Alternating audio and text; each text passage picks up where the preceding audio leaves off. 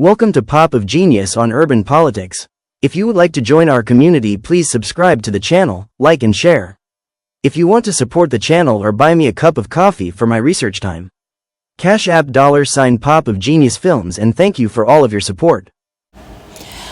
I don't like to give energy to people who do not deserve it, but I also believe that you have to speak against propaganda, because propaganda and negative individuals like Mr. Nick Fuentes, Nick Fuentes, you have to put a damage control on there, because you have impressionable individuals that follow him and are being exploited for their own lack of self-worth and self-discovery. And so he uses these individuals as chess pieces to play in this game that he has already lost. So the Latin American Mr. Nick Fuentes, who is known as the GROYPER Grifter, king of the little groypers, such a sad term to even name yourself. Very immature. Another college dropout. You know, these guys, he didn't stay in school. He started school, and then when Trump ran office the first time, he started getting popularity as a Maga supporter, as a Trump supporter. As you will hear him say, even in this current interview he just recently had with Tucker Carlson, he gives him praise, but they never blame the person that's looking at themselves in the mirror. These types of people, himself, Steven Crowder, Charlie Kirk. The only way a lot of these men in that demographic that spew hate and division, the only way that they will be able to eat is through racial discrimination and division and propaganda. It's sad and it's sickening. He now has the ear of the Republican Party after he has been fighting and crying in his little podcast room since Trump has gotten elected the second time. See, they used him, okay? He found a voice as being a white passing Latin American. He found a voice within the Maga movement. Peter Thiel, the FBI informant and CIA contractor, Elon Musk, the defense contractor and PayPal mafia member with Peter Thiel, close confidant of David Sachs, and J.D. Vance, who brokered the David Sachs fundraiser with Silicon Valley and Trump, mentored by Peter Thiel, mentored by David Frum, who worked for Bill Kristol with Tucker Carlson. Thiel, Musk, and Tucker lobbied Trump to pick Vance, and they said, if you don't, the CIA will kill you. Who's the CIA? Who does the CIA, NSA, FBI, DHS, who do they all contract with?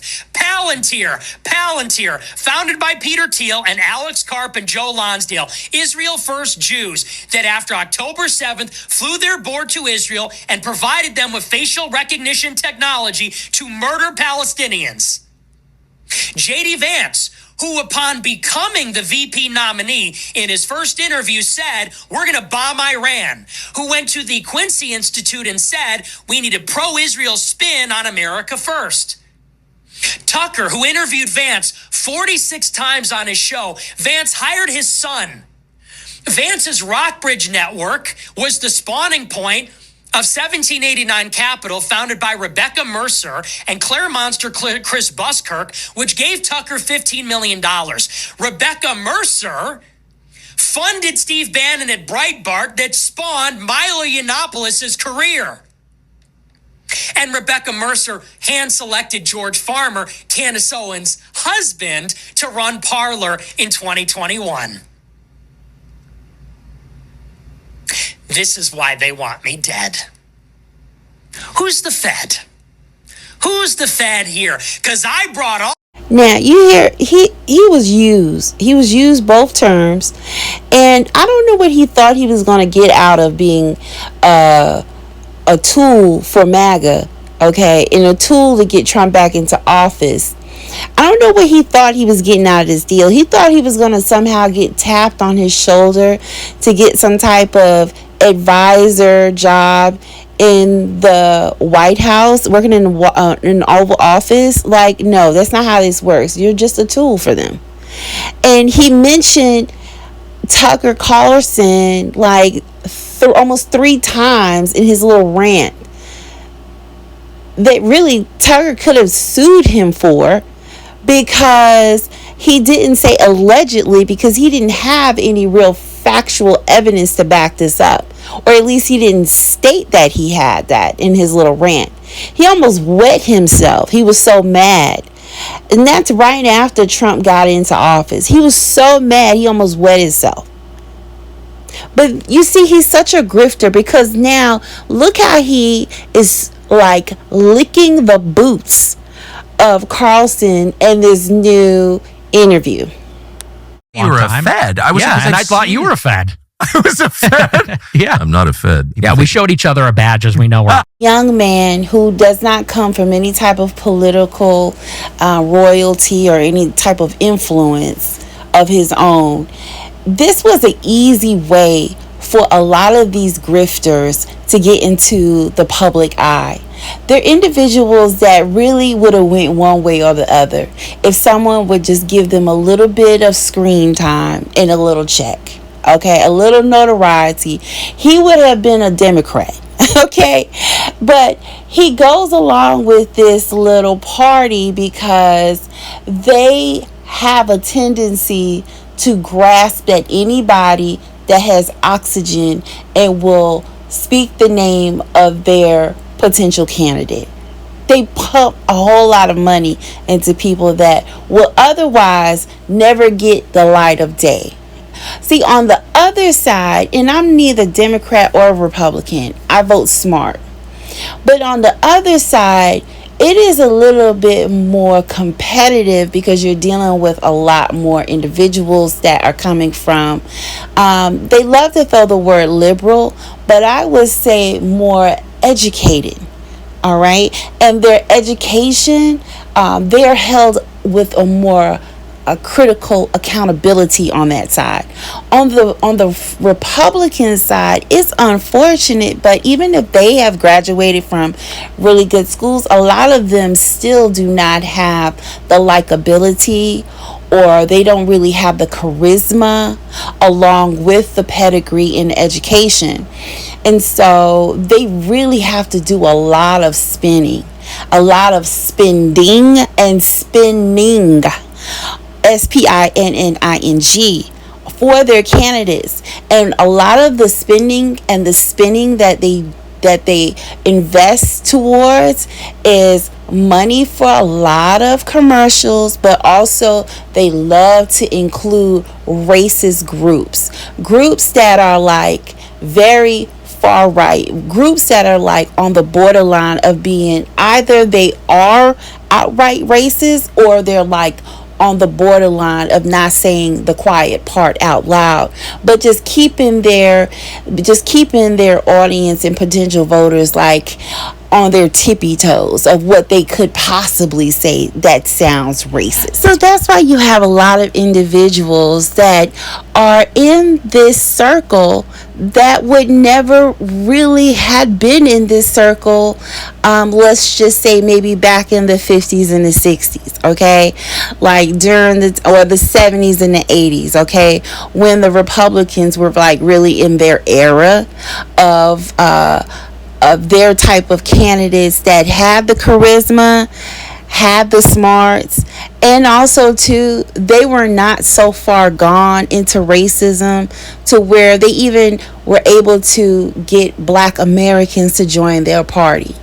Now, this young man right here, Mr. Nick Fuentes, he is of Mexican American descent. His father is Spanish American. He's Latin American. His mom is white. He doesn't really expose a lot of his private life, like in pictures and videos, home videos and things like that, is because he's white passing. And so what they do is they try to scrub anything they can of their ethnicity.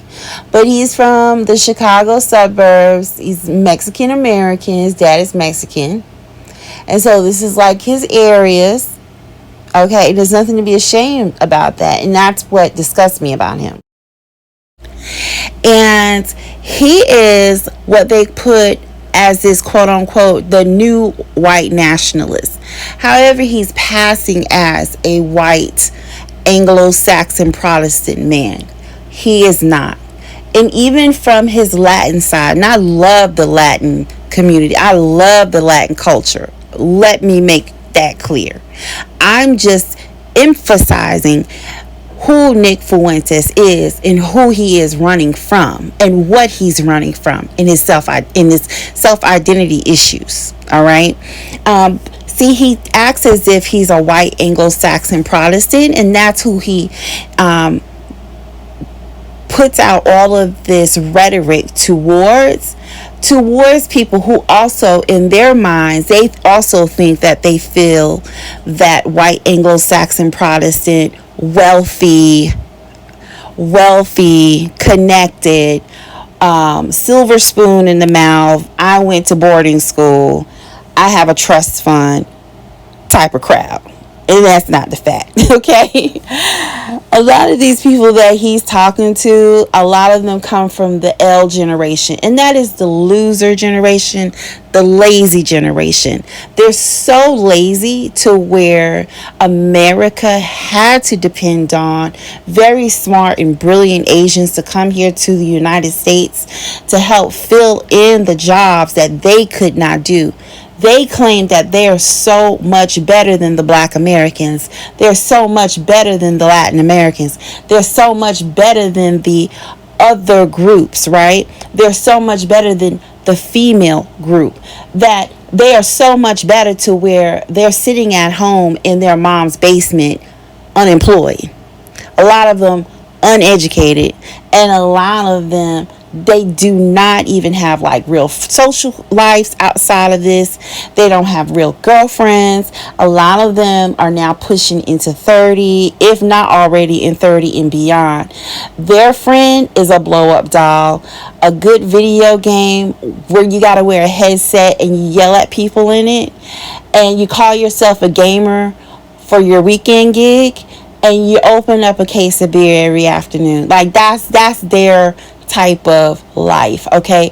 And so they're so frustrated with everything in America except for the person that's looking in the mirror. They blame the black people. The black people are this. The black people are exhausting us. They're making us frustrated.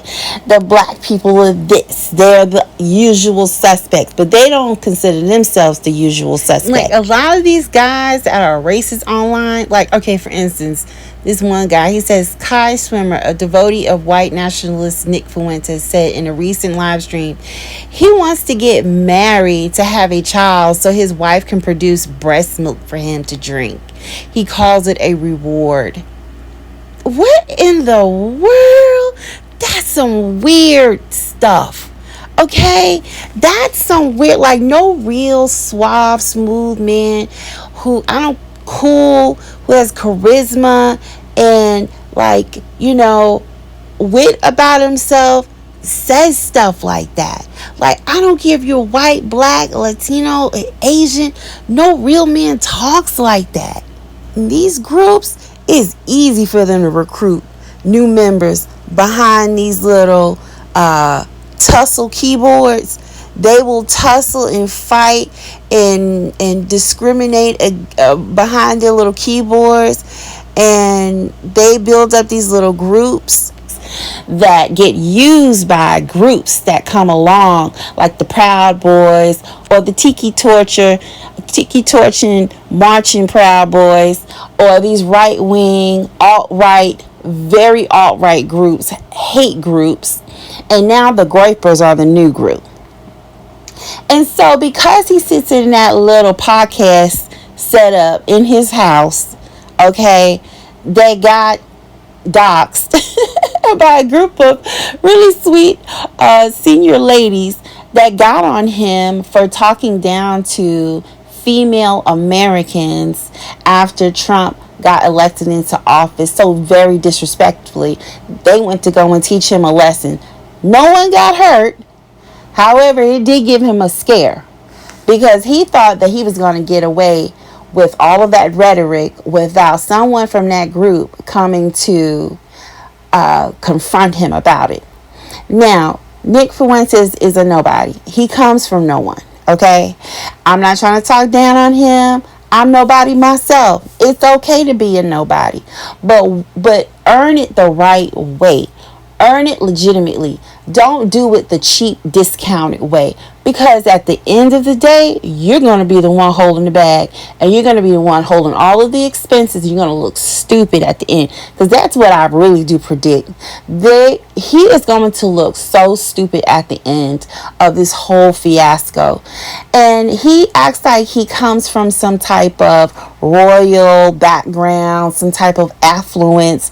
For him to be talking down about different ethnic groups and demographics here in the United States, you wish. He acts like he's some Don or some conquistador, or like his family came from the royal lineage of Spain. They don't even know you. He reminds me of, like, if you ever watch good telenovelas, I tell you, I love the Hispanic community, the Latin community, the Spanish community. I love it. They have so much diversity in it, just like black people, just like so many other ethnic groups.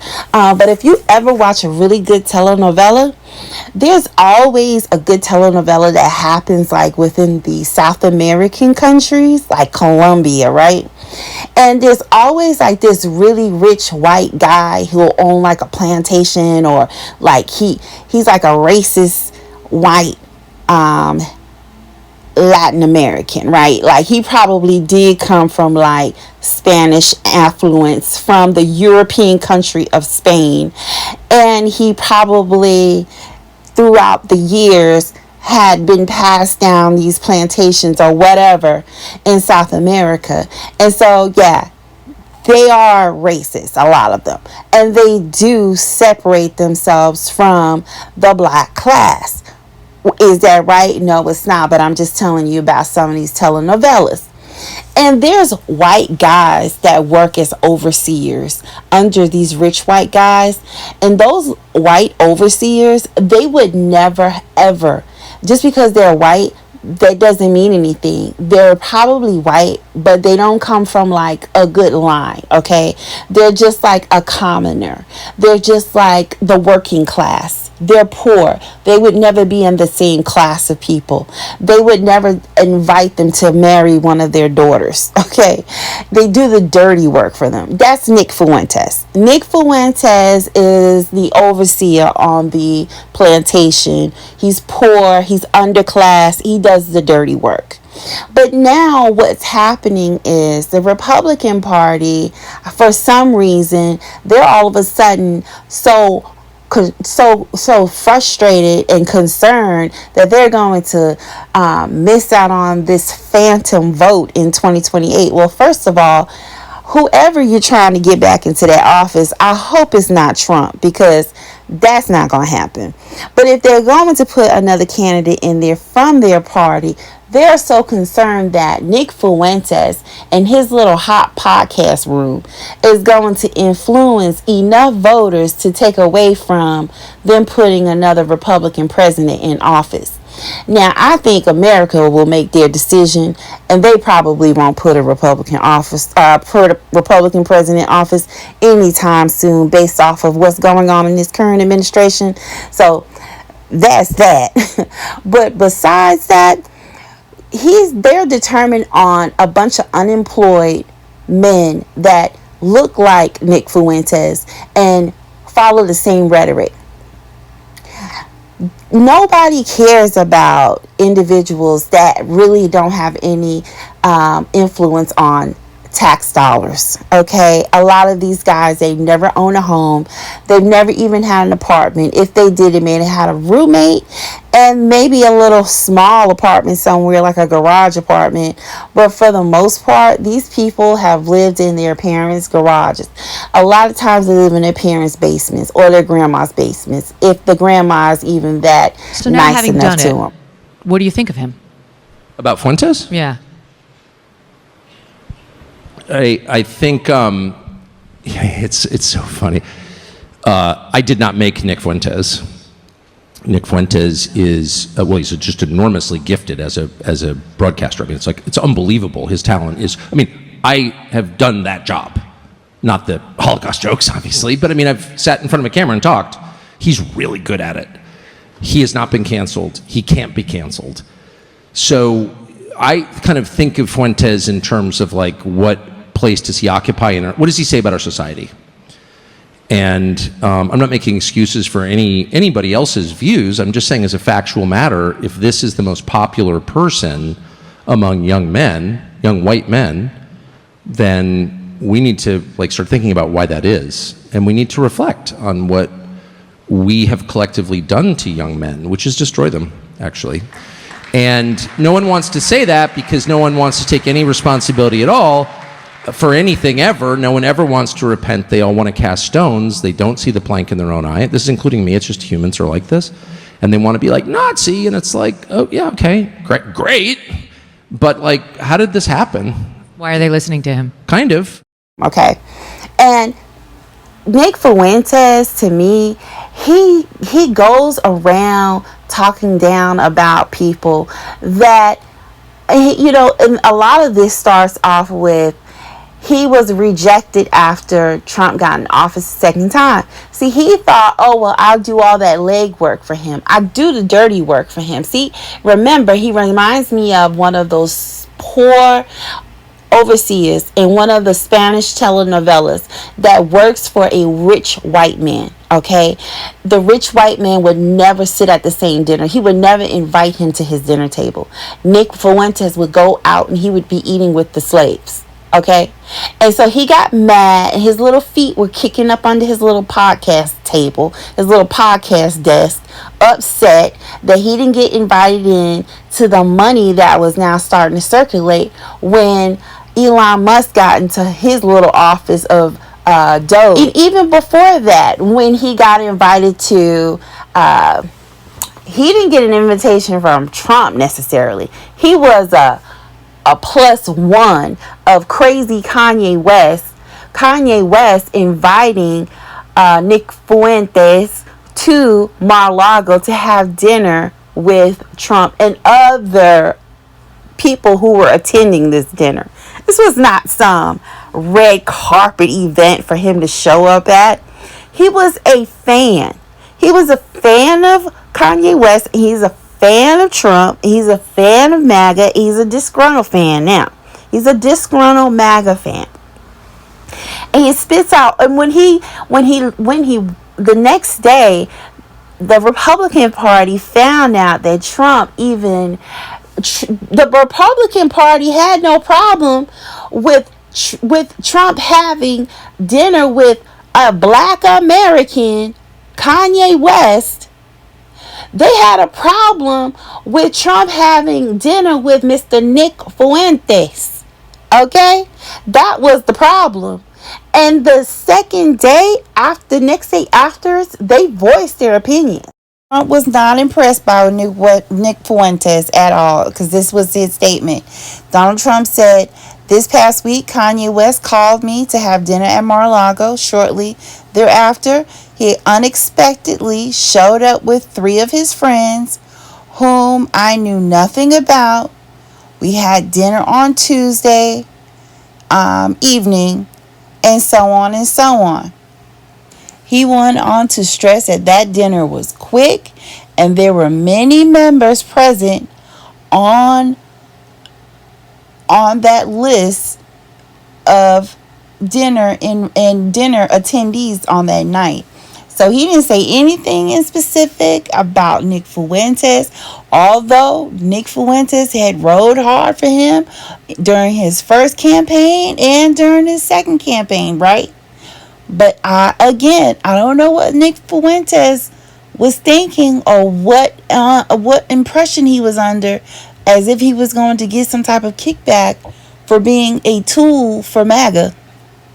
And then it forced Trump to make a statement about it that, like, look, it ain't even that deep. Okay, once Nick Fuentes got that rejection, oh my God, it sent him into overload. Overload, rejected fan. And then he made his rebuttal about how he really feels about Trump. Well, when your little feet were kicking up under his little dinner table down near in Mar-a-Lago, you was just as happy as a peach. But then when you found out how he really felt about you and how that party really felt about you and where you stood with them, oh, then you got disgruntled. And the sad part about it is, Kanye West, you always talking bad about black people. He's always talking down about demographics that he doesn't deem as being quote unquote white, right? But guess what? Kanye West is still leap years ahead of you in politics. And he has never even ran for office. He don't even talk about political stuff. He doesn't have a little hot podcast political desk that he makes his little pundits at. You know, he's out here, he's married to a billionaire, he's a billionaire, and if he wants to go back into music, he can, because he actually has talent, unlike Nick Fuentes. Then Nick Fuentes does all of this racial. First of all, Nick, find your truth. Okay, that's for one. I wonder if a lot of these guys who call themselves groypers that get off on listening to his racist rhetoric really understand the gratitude of where he is personally. Now, I'm not putting down anybody's sexuality, but I really do believe that, and this is just my opinion, okay? This is a speculation. I'm not saying that it's true, but I do believe that Nick Fuentes has a lot of frustration because of who he is sexually. And I don't think that he has really come to terms with who he is sexually in regards to being a heterosexual man.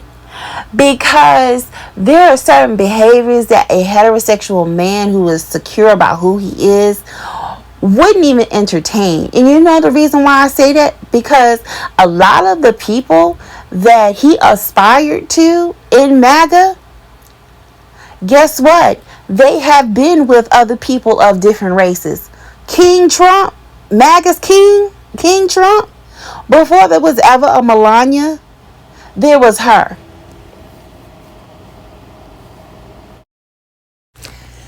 They tell their base to do one thing and to behave in a certain way and have a certain belief structure and system, but then they do the opposite of what they tell their base to do. They tell their base to be racist while they do the opposite, and they marry or date or socialize out with people of the opposite races. Miss Kara Young. Kara Young is a black woman. She is a biracial black presenting woman. Yes, this is who Donald Trump dated for years before Melania came into the picture. In fact, if you go and read one of Melania's biographies, it will tell you in detail that the reason why they almost did not work out is because Kara was always in the picture. She was Trump's number one. Spotlight on the supermodel he dated before marrying his current wife, Melania. That woman has been my friend for nearly 20 years, and she has never spoken about that time until now. And there's a reason. Meet Kara Young. Kara, you and I have been friends forever. You have specifically asked me not to talk about your old friendship with Donald Trump. Why are you speaking now? When something's said about you for years and years and years and you never say anything back, that got as frustrating as if I spoke all the time. Back in the 1990s, it was hard to pick up a magazine and not see Kara Young. She was one of the original supermodels, appearing in commercials with Claudia Schiffer and Cindy Crawford. In 1997, Donald Trump, newly divorced from second wife Marla, asked her out. I didn't think I was going to like him because he wasn't my type. I didn't think he was my type, but it just ends up happening. You clicked. Yeah. I know it's hard to believe, but he was very funny and he had a really good personality. For 2.5 years, the model and the real estate developer were an item in the gossip pages, photographed at the hottest parties. How did you end up apart? What ended the 2 years? It's just ran its course. It's not, there was never any, enemy or I hate you there was none of that with us. Trump went on to marry Melania. Cara married another billionaire, Greek shipping magnate Peter Georgopoulos. Then Trump was elected to the White House. And every time a Trump story had a racial overtone, the phone of his biracial former girlfriend would start ringing. It was very, very hard at that time. It was hard not to say things. I was confused, like, should I say something? Should I not say something? What prompts her to speak out now, she says, is an anecdote in Confidence Man, the new best-selling book by New York Times reporter Maggie Haberman. A comment Haberman says the future president made sometime after meeting Young's parents. And what she quotes him as saying is, you got your looks from your mother and your intelligence from your dad, the white side. Yeah, that's true. And Cara, I see you like breathing, and I'm like, I don't want to ask you about this because I can tell this is not a happy recollection. Because it sounds, when someone says something in jest, are they kidding? I don't know. And when he said that, you corrected him. Yes. It wasn't like a fight or anything like that. It was just more like, don't say that. It's not funny. How did he respond when you said, you can't say that? He said, I was just joking. I was just kidding. I don't think that. When Charlottesville happened, and then President Trump stood there and said, but you also had people that were very fine people on both sides. A lot of people thought he was a racist that day. You don't have to ask me how someone is. You can see how they are by what they say and the comments that they make. It has been 6 years since she's spoken to Donald Trump. I called to congratulate him for winning president, as one would. You listen to him and these young men and these middle-aged men that listen and aspire to Nick Fuentes, they don't have the education. They don't have the wherewithal to understand deeper meaning and context. He talks about wanting for America to be first. America is first with diversity. Even if it started off as just white for the establishment of America, the goal was for it to one day become a diverse country. They knew that. I'm pretty sure they understood the gravity of what they were creating when they wrote these instruments. The Declaration of Independence, the Constitution. They put in there all men, right? That means that eventually they saw that even Black Americans were going to be free at one period or at a certain period in time. Look at J.D. Vance. J.D. Vance is a white man born here in America from a long lineage of white people, right? And he's married to an Indian American woman, a beautiful brown woman, smart, educated, and his children are beautiful and smart. Talks bad about Candace Owens. Oh, Candace Owens was married after a few hours of meeting her husband. Whether they married after a few hours, a few weeks, a few months, or a few years, they're still married, and they have beautiful children together, and they seem very happy. And best to believe this, George Farmer is from affluence. His father was in the House of Lords, which means that unlike Nick Fuentes, George Farmer, Candace Owens' husband, actually comes from aristocracy. Okay? He's actually an aristocrat, unlike Nick Fuentes. And if George Farmer's family felt that it was going to hinder him, he's an Oxford genius, is what they've coined him.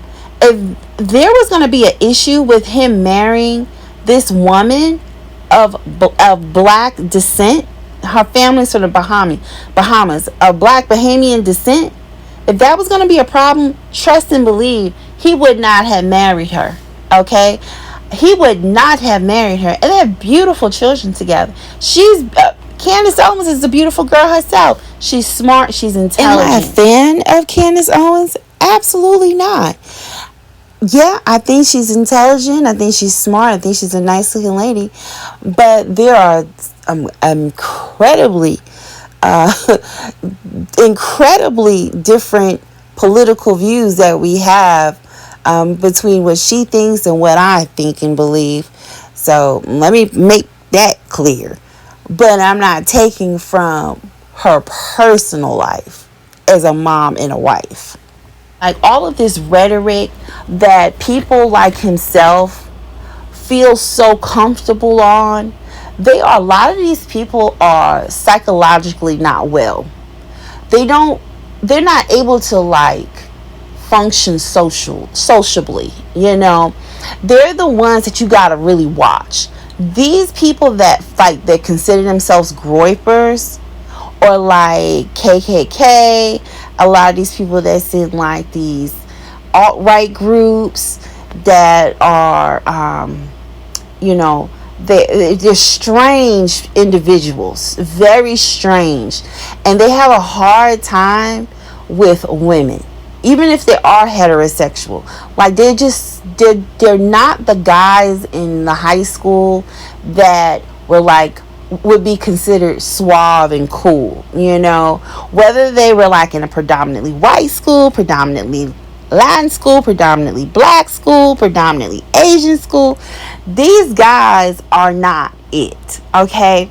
Because no real man that have suave and finesse waste their time on stupid stuff like this, you know. And that's the thing. It's like he's so immature himself, and the people that gravitate to his rhetoric, they are also immature themselves. They're not in good spaces themselves. These are individuals that you would have one time called incels. Now they're considered like GROYPERs. And you still have incels that are proud about their condition. And it's not a compliment. It's a sad story. It really is. And like, even to when I see some of these people comment on videos and they have like these names like, oh well, I'm a GROYPER 427 or incel 928.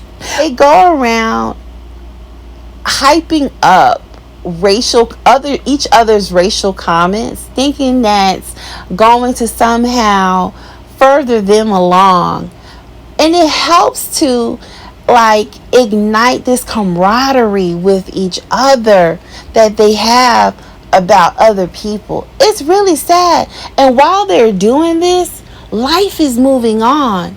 You've got black people who ran your country and did it well. And this is the thing. It's like they use Nick Fuentes as their soundboard, and he is their mouthpiece. He says the N-word as if we are back in 1957. We are in 2025 and 2026. You're a bunch of losers, you're lazy, and you have nothing to fight for. Everything has been given to you. You have absolutely nothing to fight for. And even with nothing to fight for, you're too lazy to get up and take initiative over your own country. You have allowed everyone in this country to overstep you, to outsmart you, and now you are the slave class. And in fact, you're underneath AI. AI has put you out of work. That's the problem. So take your frustration out with the person that looks at you in the mirror, not with the others. Don't make excuses about being fatigued by this group and fatigued by the other group when it was your people who created Welcome the to conditions. Pop of Genius on Urban Politics.